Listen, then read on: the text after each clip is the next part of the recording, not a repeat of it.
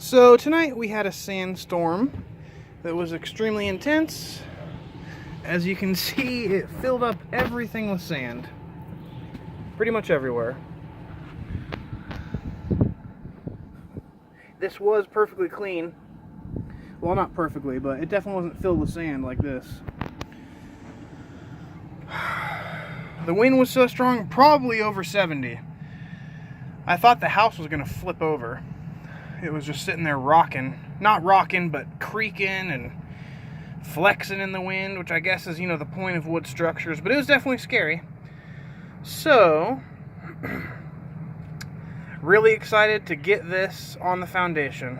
Really excited.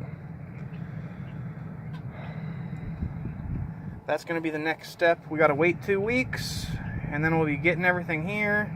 It really couldn't come soon enough because last night was definitely, I guess, a little poke and a prod from Mother Nature, like, hey, you ready for winter yet? Because it's going to come soon.